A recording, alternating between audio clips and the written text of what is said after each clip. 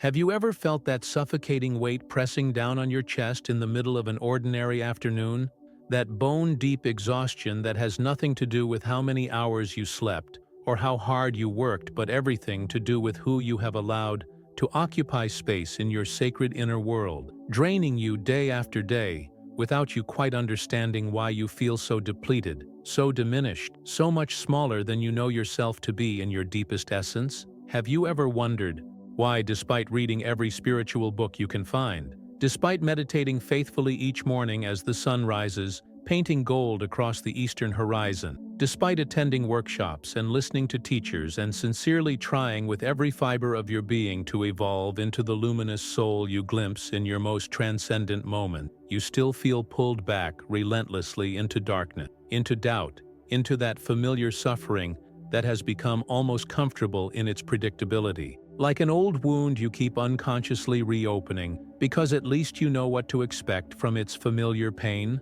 3 years ago, on a cool autumn afternoon, when golden leaves were falling like whispered prayers from the ancient oak trees that lined the path where I often walk in contemplative silence, seeking answers to questions I could barely articulate, I met a woman whose face carried the kind of profound sadness that transcends all words, a heaviness in her eyes that spoke silent volume about years spent giving her precious light to people who only knew how to consume it endlessly, never to reciprocate it, never to honor it as the sacred gift it truly was, never to recognize that in taking from her, they were depleting not just her energy, but her very will to remain open-hearted in a world that so often punishes openness with exploitation and indifference. She had read everything from ancient mystical texts to modern psychology, had attended countless workshops on boundaries and self-love and healthy relationships, had practiced affirmations in front of mirrors until the words felt hollow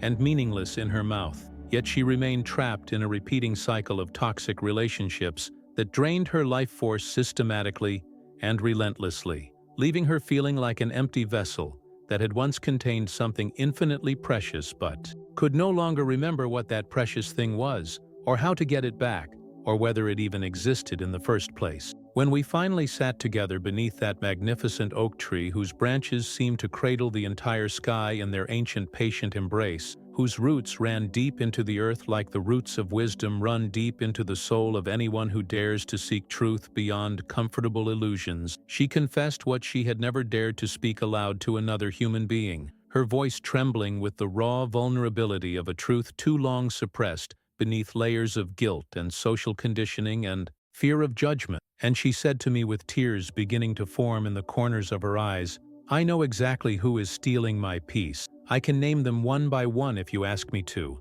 I can describe in detail how each one takes from me without giving back. But I feel so guilty for even thinking about removing them from my life. I feel selfish and cruel and ungrateful, as if wanting my own peace and protecting my own soul is somehow a betrayal of love itself, a failure of compassion, proof that I am not as spiritually evolved as I pretend to be or want to become." Her hands shook visibly as these words emerged from the depths of her being, and I saw in that trembling the universal battle that every spiritually sensitive person faces daily, the agonizing tension between the compassion we are taught from childhood to extend endlessly to others regardless of how they treat us, and the protection we are never taught to give ourselves, the boundary setting we are made to feel ashamed of, as if self-preservation were a cardinal sin rather than a sacred responsibility we owe to the divine spark that lives within us and animates our existence. In that moment of her courageous confession, sitting beneath branches that had witnessed countless seasons of growth and decay and renewal,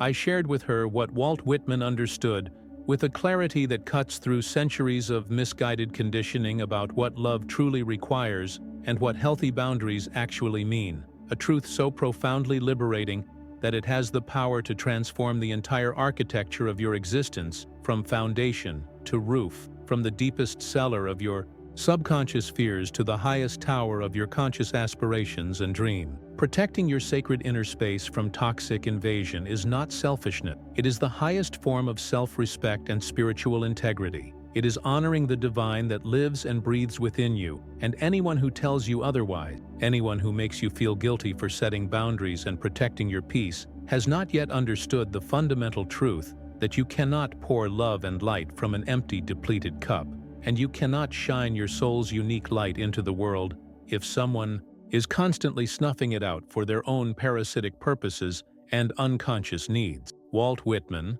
that great celebrator of the sovereign self and the divine democracy of souls, understood something that most spiritual teachers today conveniently ignore because it disrupts the comfortable narrative of universal acceptance. Not everyone deserves access to your inner world. Not everyone has earned the right to your energy, and removing toxic people from your life is not a failure of love, but an act of profound self-respect. The most powerful secret Whitman revealed about toxic relationships and spiritual protection is not found in a single poem or a specific line, but woven throughout his entire body of work, like golden thread through tapestry. The understanding that you are vast, you contain multitudes, you are worthy of celebration, and protecting your vastness from those who would diminish it is not spiritual failure, but spiritual mastery of the highest order. Today I am going to reveal to you with complete honesty and clarity the 6 specific types of people that Whitman, through his profound understanding of human nature, gained from years of observing people in all their complexity, and his passionate celebration of the sovereign self that bows to no one's tyranny, would tell you to remove from your life without guilt, without hesitation, without the endless second-guessing that keeps so many beautiful souls imprisoned in relationships that slowly destroy them rather than nourish their growth. These are not merely difficult people who challenge you in healthy ways to grow stronger and wiser, not the productive friction that polishes rough edges into gleaming wisdom, but actual soul drainers, spirit crushers, dream killers who wear convincing masks of friends, family members, romantic partners, work colleagues, or even spiritual companions while actively and systematically poisoning the very soil in which your spirit tries desperately to take root and flourish toward the sunlight of your highest potential. In a field far from the noise of cities, Whitman once observed a solitary worker cutting hay beneath the vast open sky,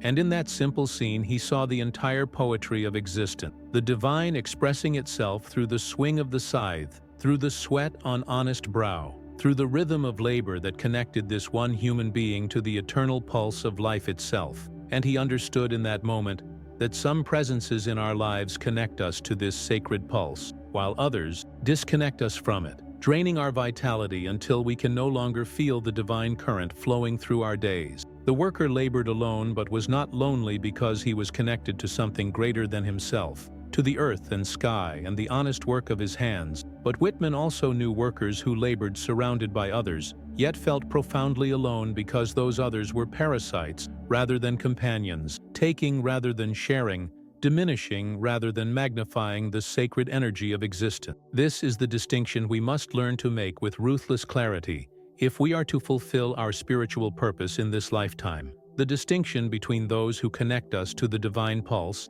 and those who sever that connection for their own unconscious needs. The first type of person you must remove from your life with absolute finality and without looking back is the energy vampire. That person who approaches you consistently, not to share life with you in authentic reciprocal exchange where both souls are nourished and expanded, but to feed parasitically off your vitality, your optimism, your creative force, your very life essence, leaving you feeling depleted and hollow and somehow less alive after every single interaction, as if they have taken something vital from you that you cannot quite name, but can definitely feel the absence of in the heaviness of your limbs and the fog in your mind. Whitman wrote in his most ecstatic and celebratory passages about the body electric, about that magnificent surging vitality that courses through us when we are fully alive and present, when we are genuinely connected to the source of all being, when we are in the presence of people who magnify rather than diminish our energy through their own radiant aliveness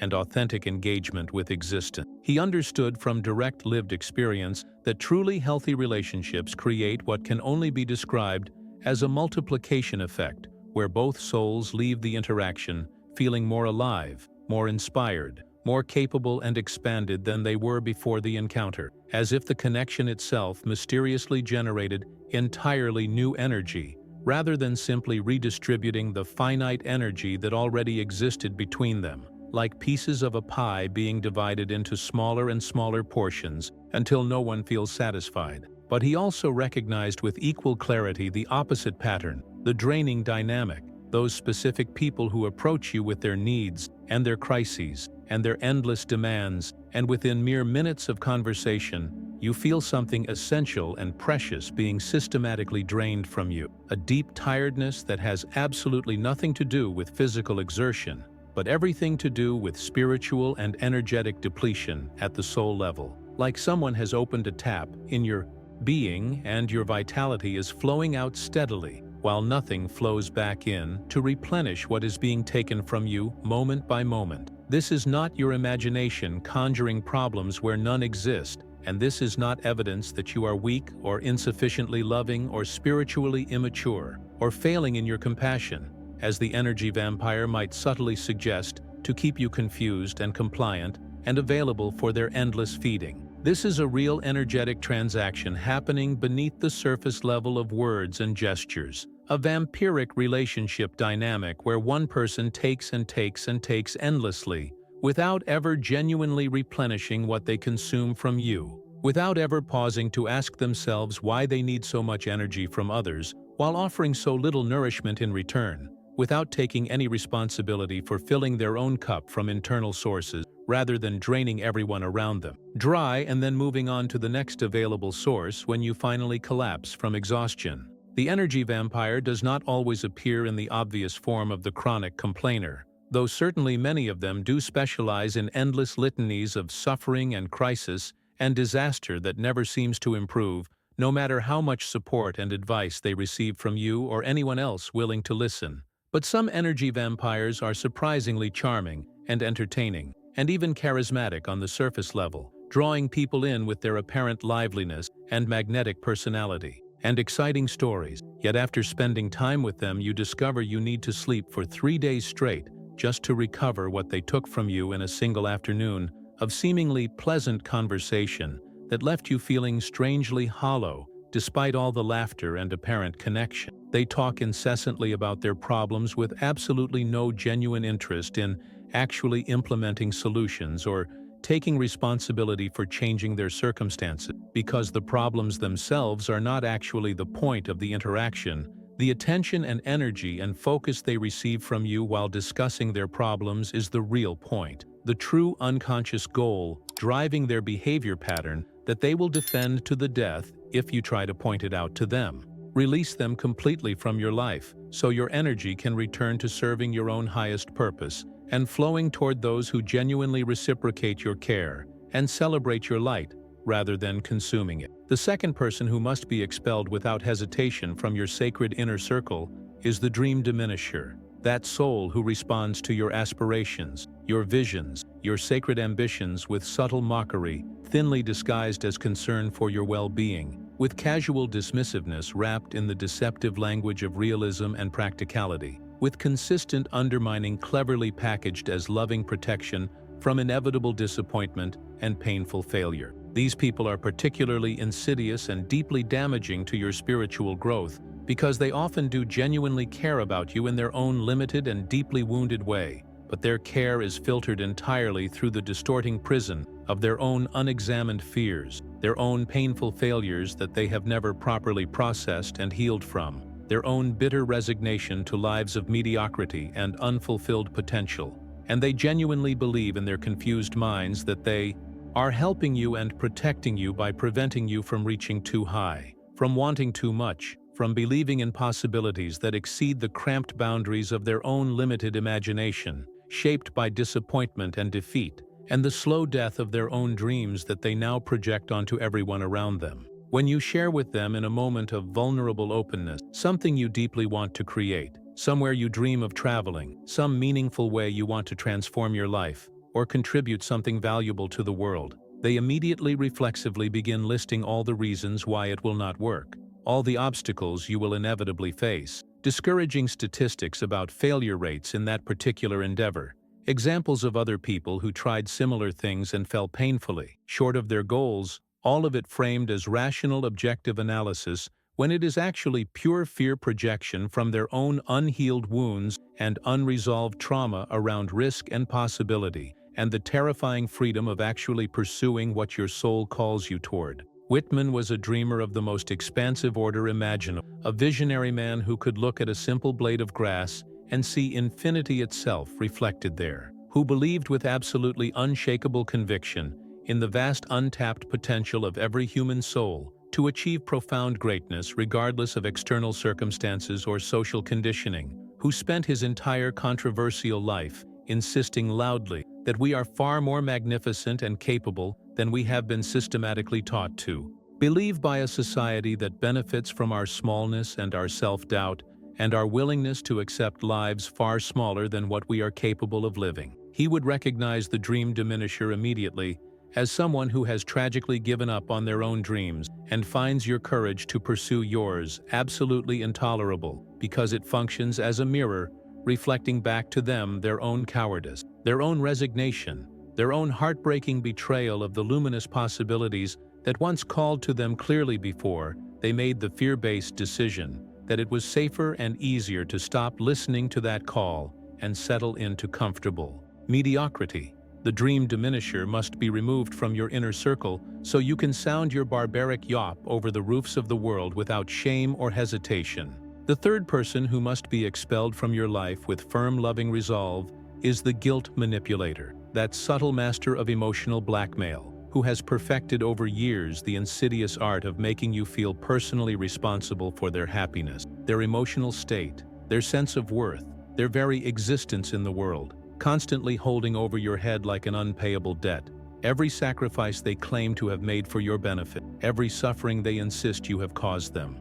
directly or indirectly, every way in which your healthy boundaries and legitimate needs somehow constitute in their twisted narrative a cruel betrayal of them and everything they have given you. Whitman understood through lived experience that genuine love always expands and liberates both souls, that true authentic connection celebrates and protects the freedom and sovereignty of each person involved, that any relationship dynamic which requires your imprisonment and your self-abandonment for someone else's comfort is not love at all but control and manipulation, wearing the deceptive mask of affection and care. The guilt manipulator specializes in carefully crafted statements specifically designed to make you doubt the legitimacy of your own needs and boundaries, and make you feel like a terrible person for even considering your own well-being. After everything I have sacrificed for you over the years, or you are being incredibly selfish right now, or I guess my feelings just do not matter to you anymore, or if you really truly loved me, you would do this thing I am demanding without question, or hesitation. Notice carefully how every single one of these manipulative statements positions their emotional state and their happiness as entirely your responsibility to manage and maintain, while simultaneously positioning your legitimate needs and healthy boundaries as clear evidence of your moral failure and lack of genuine love for them. Release them with firm resolve so you can reclaim your life. The fourth person you must expel from your sacred circle is the chaos creator, that individual who brings constant instability, unpredictability, and exhausting turmoil wherever they go, effectively turning your existence into an endless series of manufactured emergencies that demand your immediate attention and emotional resources, pulling you away from your own growth and your own peace and your own sacred work in this world. Whitman believed deeply in the natural flow of existence, in consciously aligning yourself with the organic rhythms of nature and spirit, in the profound peace that comes from living in harmony with the pulse of life, rather than in constant emergency mode and perpetual reaction to crises that could have been avoided through better choices and more conscious living. The chaos creator systematically destroys this essential harmony at every possible turn, calling you at midnight with crises that could easily have waited until morning, creating unnecessary conflicts with other people in your life, and forcing you to choose sides or mediate battles that have absolutely nothing to do with you, making obviously impulsive decisions with clearly predictable negative consequences, and then fully expecting you to help them manage those consequences while they accept zero accountability for the poor choices that created the mess in the first place. You cannot grow spiritually in constant chaos Because genuine spiritual growth requires significant periods of stillness, quiet reflection, peaceful integration, the sacred quiet spaces where hard-won wisdom can settle deep into your bones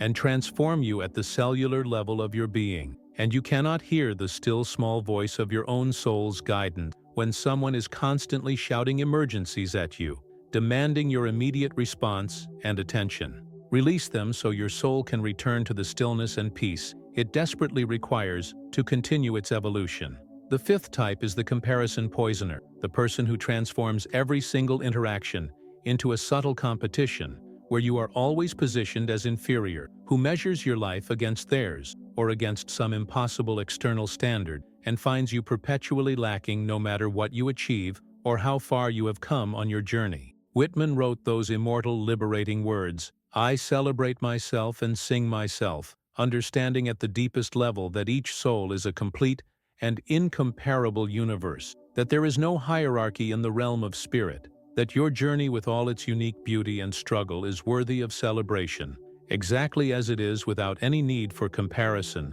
or ranking against anyone else's path. The comparison poisoner makes this sacred self-celebration impossible, because they have turned existence itself into a hierarchy, into a competition with winners and losers, into a race where someone must be on top and someone must be beneath. And this is fundamentally opposed to spiritual truth, because souls do not exist on a ladder where some are higher and some are lower. When you share good news, they immediately share better news. When you express struggle, they remind you their struggle was worse, and they handled it with more grace and wisdom. This endless measuring will never satisfy them, because comparison is an infinite hell where no achievement is ever enough. Remove them so you can return to being yourself without measurement or performance. The sixth and most subtle person you must expel is the false mirror, the one who reflects back to you not who you actually are in your evolving complexity, but who they need you to be for their own comfort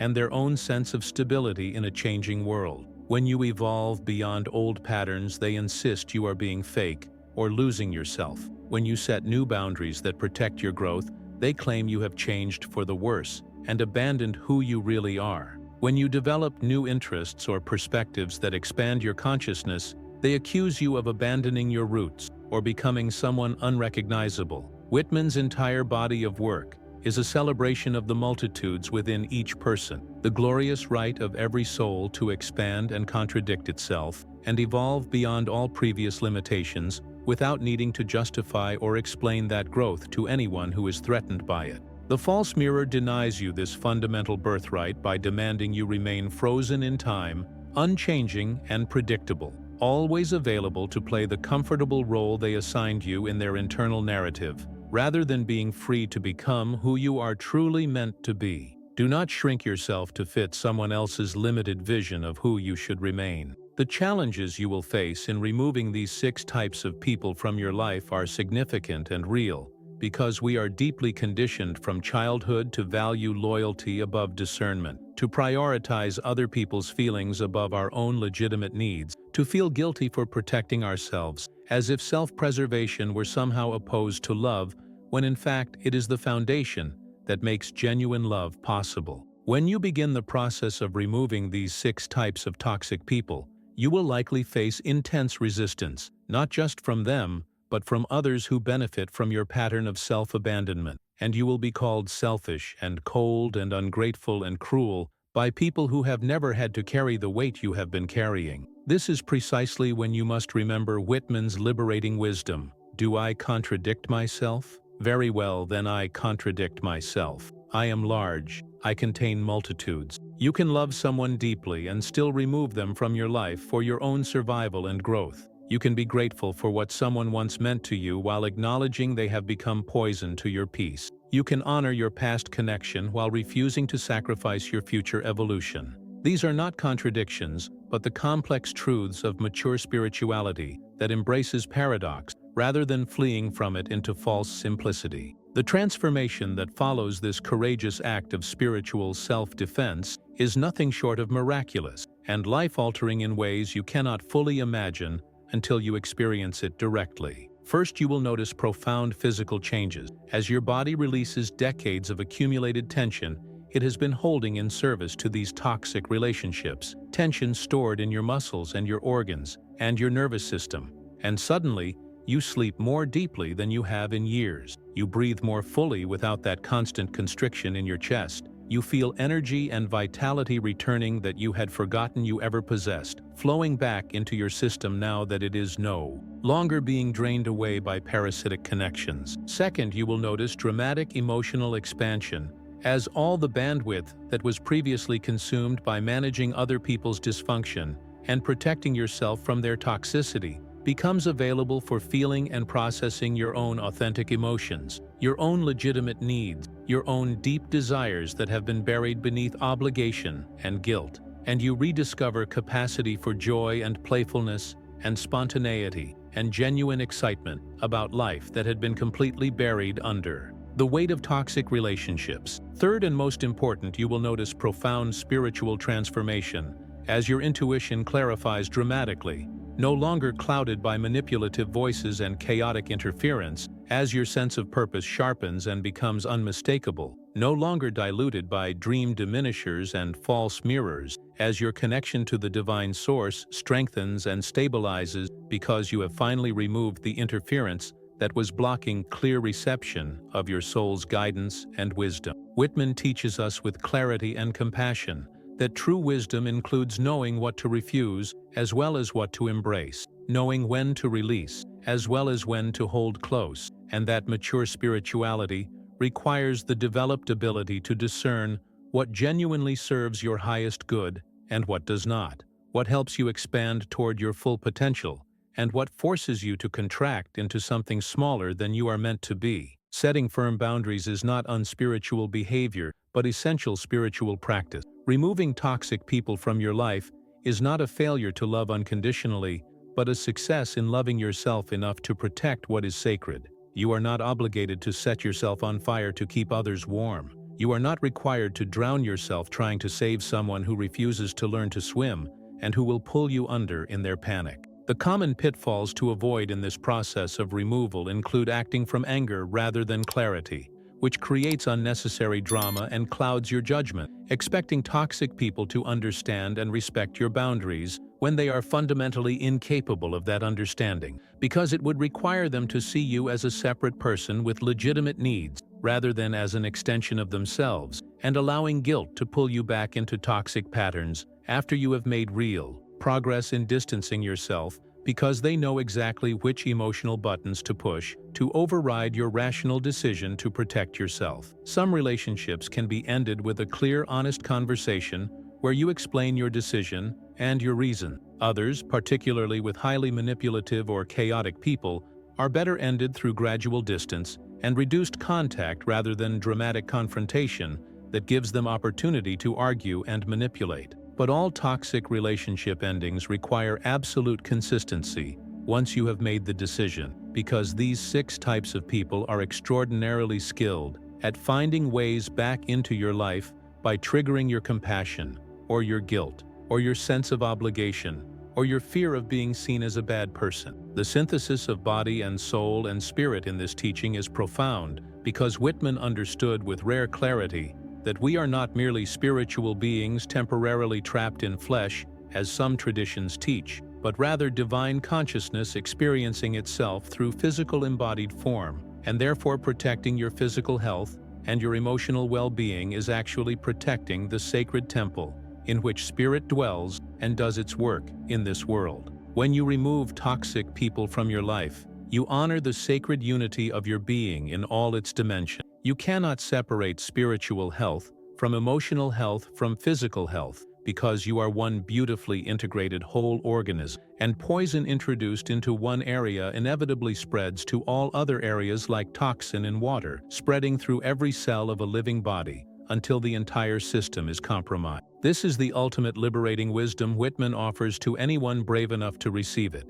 You are vast beyond measure. You are worthy of celebration and fierce protection. You contain infinite multitudes of possibility, and protecting your vastness from those who would diminish it for their own comfort is not spiritual failure or lack of compassion, but spiritual mastery of the highest order, the courage to honor your own divine nature as carefully as you honor the divine in others. If these words about removing toxic people from your life have resonated deeply with that quiet, knowing place in your heart, where truth lives beyond all the noise of social obligation and cultural conditioning, if you recognize yourself clearly in this struggle between compassion for others and necessary protection of self, then I invite you with genuine warmth and respect to join this growing community of spiritual seekers who understand that authentic growth sometimes requires the courage to release what no longer serves, who refuse to betray their own souls for the temporary comfort of others, who are learning together to protect their inner light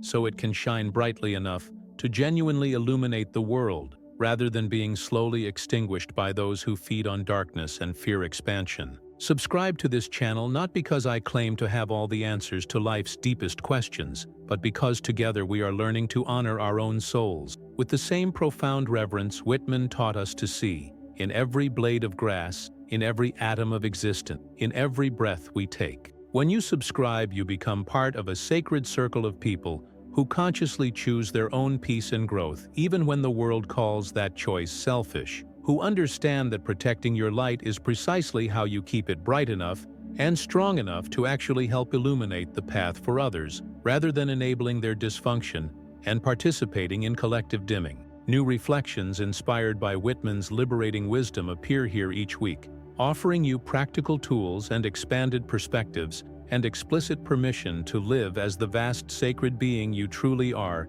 beneath all the layers of conditioning and fear and false obligation. If this message has touched something true and alive in you, if you have felt the crushing weight of toxic relationships and longed for the courage to finally release them, then subscribe now and let us walk this path together, supporting each other in the beautiful, difficult work of becoming free. And if you found genuine value in these words, please share this video with someone in your life who needs permission to protect their own peace. Because together we create the world Whitman envisioned, a world of free souls celebrating themselves, containing multitudes, refusing to shrink for anyone, singing their barbaric yops over the roofs of the world without apology or shame or fear of judgment from those who have forgotten how to sing.